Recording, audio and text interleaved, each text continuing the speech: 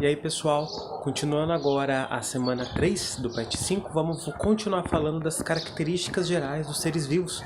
E vamos falar de duas: o modo de sustentação do corpo, como que funciona o esqueleto, e os tipos de esqueleto, e também os tipos de reprodução, o que é a reprodução, para que ela serve, e os diferentes tipos de reprodução que existem. Então presta bastante atenção nesse vídeo.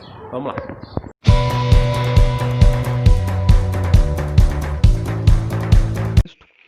Nessa semana, então, nós vamos continuar falando sobre os critérios que se usa para classificar os seres vivos, né, que são aquelas características que todo ser vivo tem.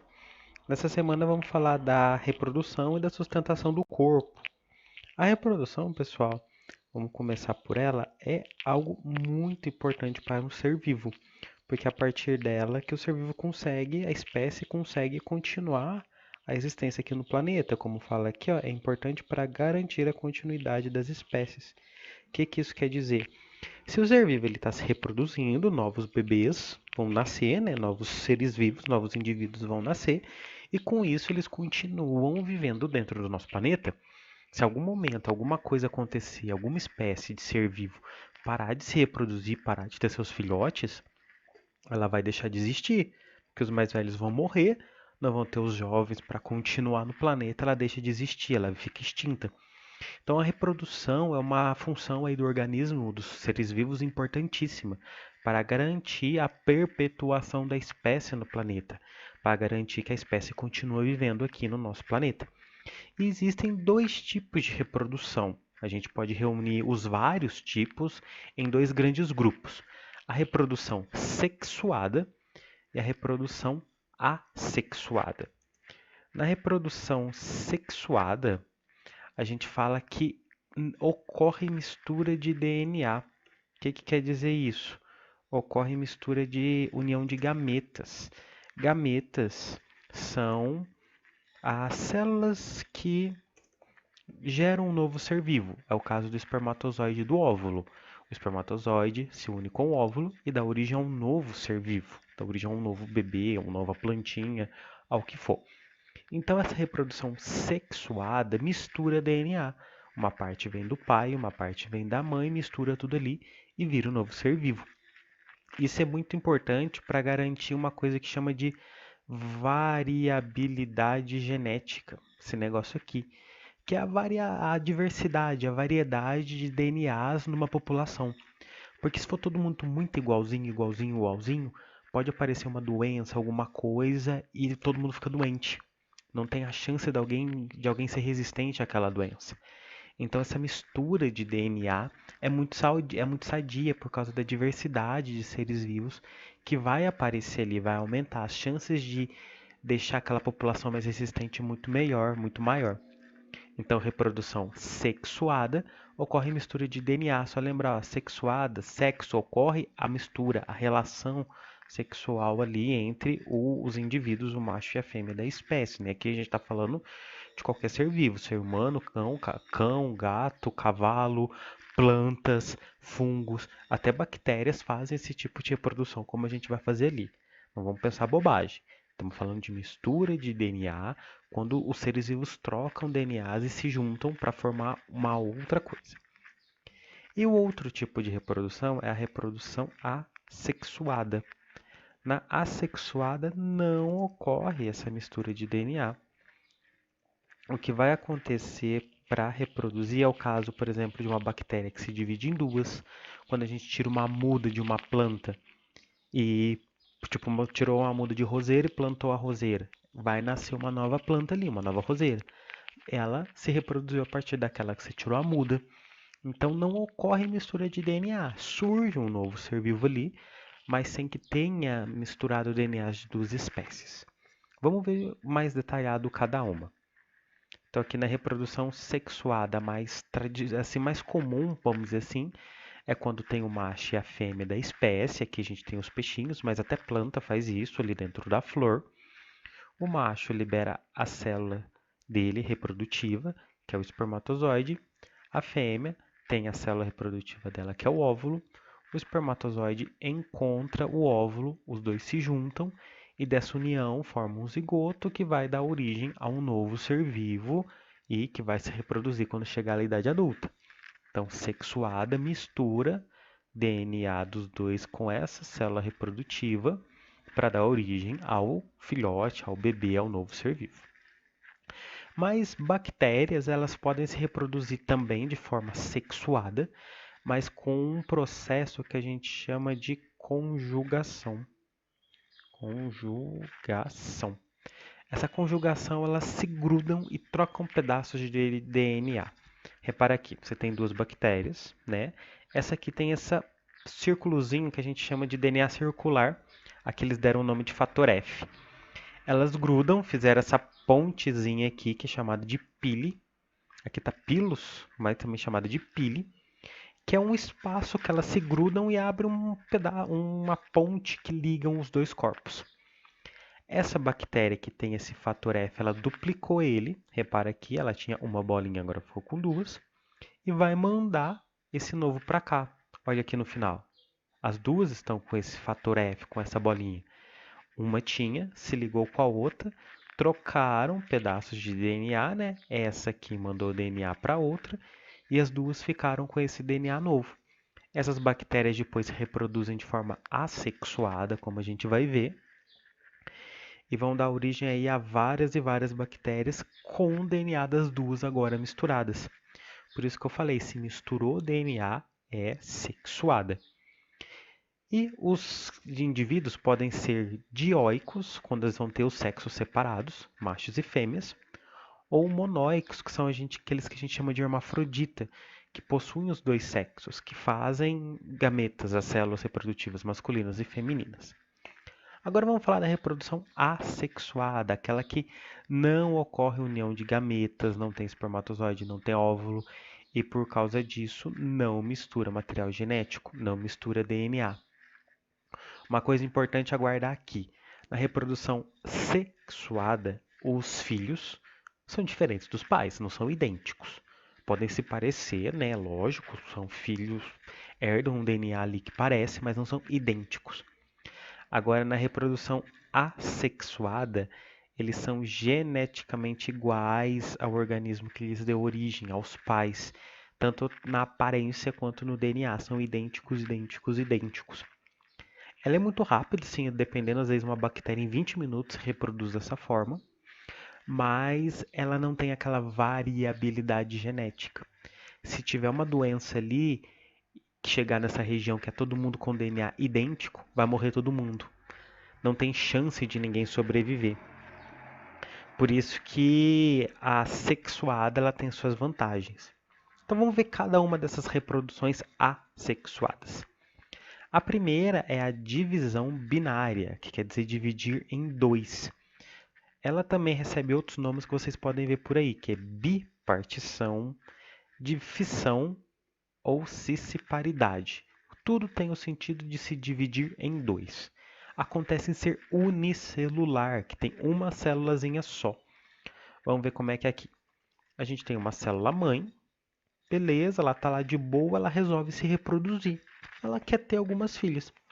Então ela duplica tudo que tem ali dentro, ela vai crescendo, crescendo, crescendo, se reparte em duas. Tá vendo que uma tá virando duas, parece que tá uma saindo de dentro dela? E puf, virou duas. Então uma célula, ela aumenta de tamanho, ela duplica tudo que tem dentro dela, para no final se dividir em duas. Para no final se dividir então em duas. Uma vira duas, ela se reproduziu. Saiu, vamos dizer assim, de forma bem grosseira. Uma saiu de dentro da outra e virou duas. Ela produziu uma filha aí, uma vira duas. Agora também existe o brotamento, que acontece em animais, alguns tipos de animais, e também em plantas. Aqui a gente tem uma hidra, é um quinidário, meio que um parente, um primo da água-viva, dos corais. Acontece também com esponjas do mar e nas plantas. O ser vivo está lá bonitinho, parado, vivendo a vida dele, quando vai surgir um brotinho no canto dele. Esse brotinho vai crescendo, crescendo, crescendo. É um novo ser vivo, que é o que está desenhado aqui, esse brotinho aqui do lado do corpo da hidra. Ele pode viver a vida toda dele grudado no corpo da mãe, ou ele pode se desprender, cair no chão, por exemplo aqui, tentar desenhar, cair no chão e crescer e viver a vida dele. Tanto faz. Ou vive grudado, que forma colônias, aquele monte de ser vivo grudado, ou desprende e vai viver sozinho. O brotamento a gente visualiza bastante em planta. É o que eu dei o exemplo mais cedo da roseira. Você tem lá a tua roseira, beleza, quando vê se surge um broto, você corta aquele broto e planta em outro canteiro, planta em um vasinho, daquele broto surge uma nova planta. Então no brotamento é quando surge o broto, e desse broto vira outro ser vivo, seja grudado na mãe ou separado, mas do brotinho surge um novo ser vivo totalmente independente. Agora vamos falar da esporulação.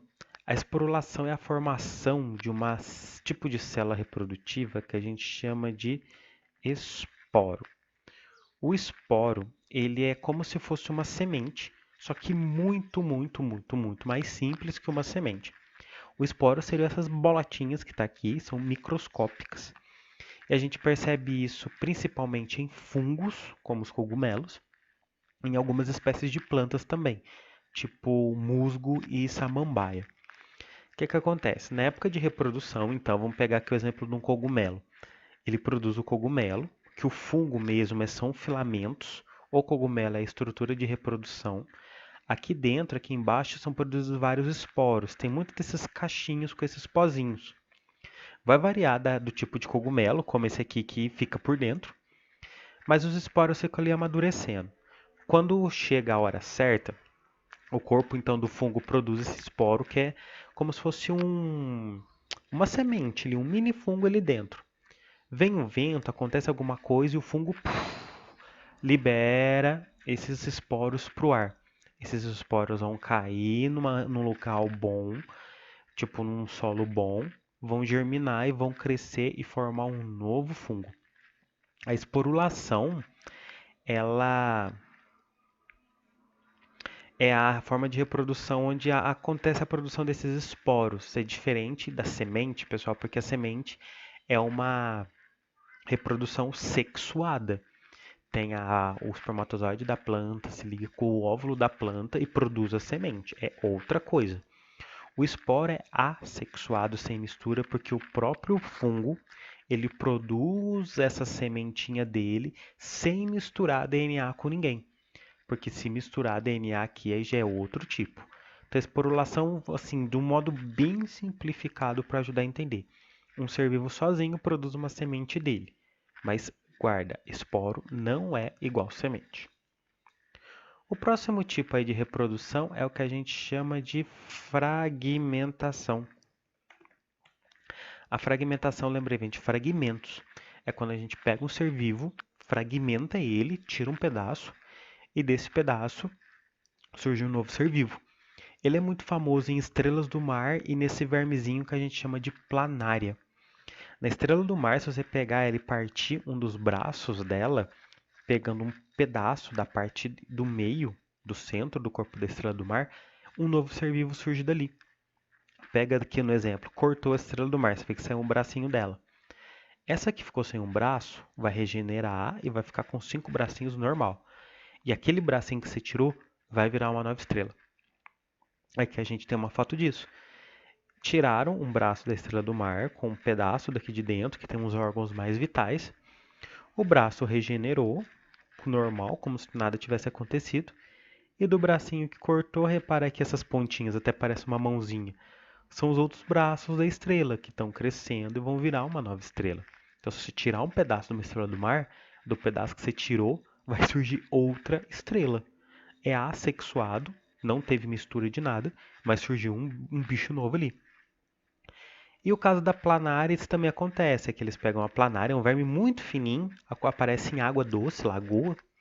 Você vê que cortaram ela aqui, ó, em vários pedacinhos. Dá certo também se partir ela no meio, de fora a fora. De cada pedacinho, olha, surge uma planária nova. As pontas dos corpos dela percebem que está faltando algo ali e pensa, cortou aqui, vou dar uma regenerada, não vou deixar o bicho morrer. Então aqui vai produzir uma cabecinha, aqui no final cauda, e os órgãos internos todos são produzidos normalmente. Eles têm uma regeneração muito potente. De cada gominho desse aqui que foi cortado, vai surgir um bicho novo, uma planária nova. É uma forma de reprodução. Repara aqui, de uma produziram 7 planárias novas, só cortando ela. E existe também alguns seres vivos que fazem as duas reproduções, que é o que a gente chama de alternância de gerações, onde o ser vivo se reproduz de forma sexuada, misturando o DNA, mas também de forma assexuada, sem mistura. Para ele se reproduzir para valer, precisa dos dois. A gente percebe isso em algumas plantas e em algumas águas-vivas, que é o caso dessa aqui. Vamos entender o que acontece aqui para ver a fase sexuada e a fase assexuada. Tudo começa então quando a gente tem duas águas-vivas, o macho e a fêmea. O macho produz os espermatozoides que vão ser soltos na água, nadam e entram dentro da água-viva fêmea, fecundam lá. Faz um ovinho, dessa água-viva vai sair então o bebê, vamos dizer assim, que é uma larva, toda peludinha que sai nadando. Nada, nada, nada, beleza. Acha um lugar bom para ela ficar no fundo do mar. Ela se fixa no fundo do mar e produz uma estrutura que a gente chama de pólipo, que é algo fixo paradão no fundo do mar. Então ele vai crescendo e vai soltando vários gominhos. Tá reparando aqui um gominho, outro gominho, outro gominho. Então essa larva produz uma estrutura que vai produzindo vários gominhos, várias camadas. Dessas camadas, cada uma dessas camadinhas vai dar origem a uma água viva, que a gente chama de éfira. Então ele vai crescendo, essas águas vivas vão ficando mais maduras, até que chega um momento elas se desprendem. Então ela vai se desprendendo e sai uma água viva. Desprende outra camada, sai outra água viva. Desprende outra camada, outra água viva. Então aqui você tem duas fases. Nessa primeira aqui, onde as medusas trocaram o espermatozoide lá, o macho mandou o espermatozoide para dentro do corpo da fêmea, é a fase sexuada, porque houve mistura de DNA. Né? O macho misturou o DNA dela com a fêmea para dar origem a essa larva aqui. Mas quando formou esse treco, formou esse pólipo, e de cada camada dele surge uma outra água-viva, a gente já chama de fase assexuada. Porque aqui não houve mistura de DNA. É como se fosse uma estrutura, um ser vivo que está dando origem a vários outros. Porque a água-viva mesmo não é esse negócio que está fincado no chão. É aquele bichinho que sai nadando. Então, esse treco aqui vai produzir águas vivas. Ela vai produzir vários indivíduos adultos. Então, por isso que é assexuado. Esse treco dele vai nascendo várias águas vivas. Mas ele não misturou o DNA com ninguém para dar origem a isso, né? O que o DNA fez, a mistura foi a larva, que deu origem a esse treco. Mas o treco, para produzir as águas vivinhas, já é por outro processo assexuado. Ele vai se dividindo, como se fosse aquela bipartição que foi se partir em duas. Mais ou menos lembra aquilo ali. Certinho, pessoal? Então agora vamos falar sobre a sustentação do corpo. A sustentação do corpo serve para dar firmeza para o corpo de um animal, para ele ficar em pé, ou ter uma resistência para não se machucar muito fácil. E cada tipo de animal tem a sua forma de sustentação.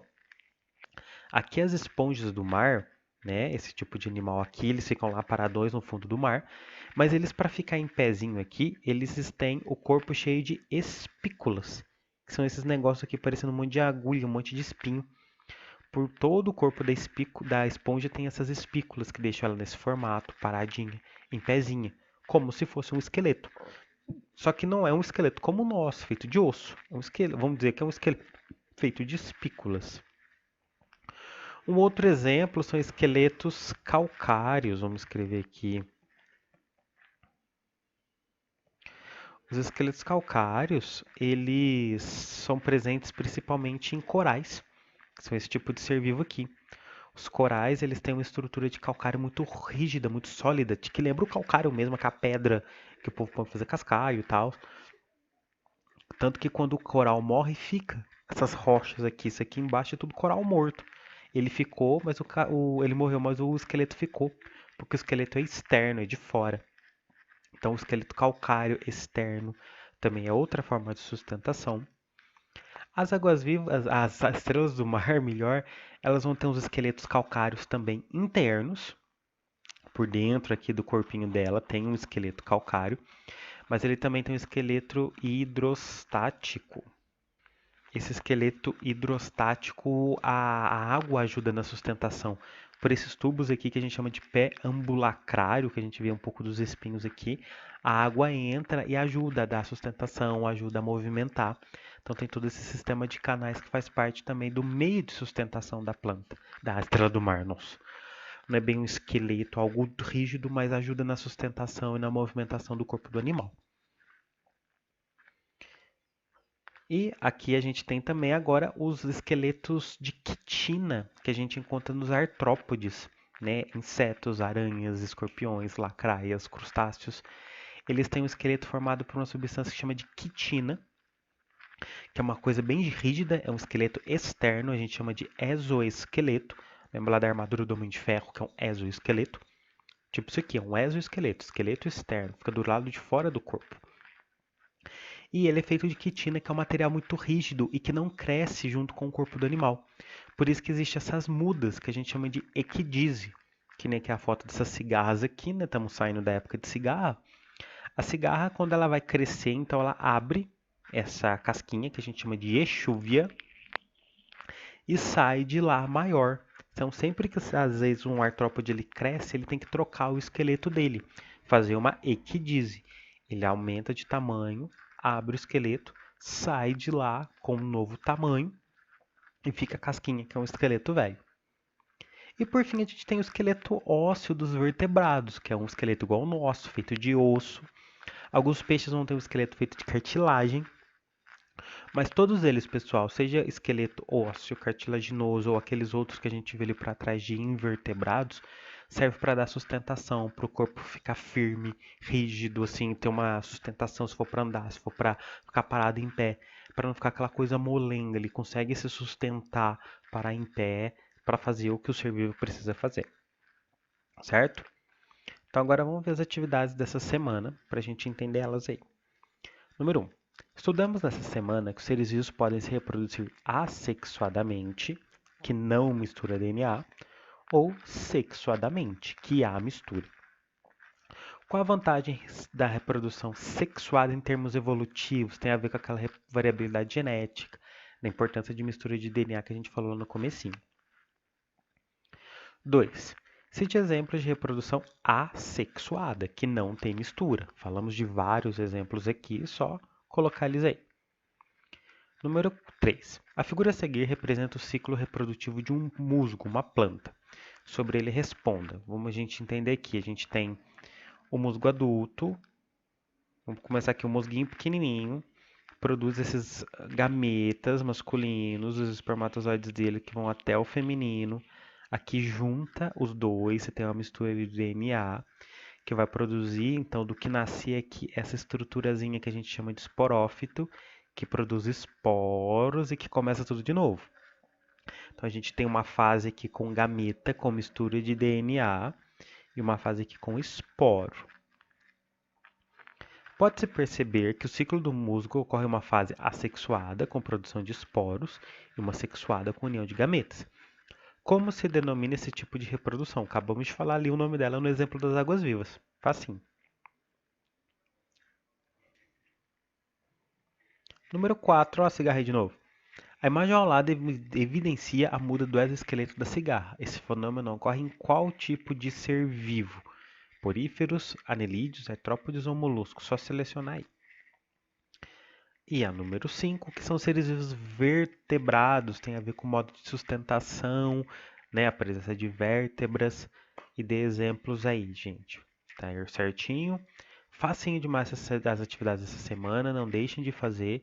Qualquer dúvida me procurem. Então a gente fica por aqui e até mais.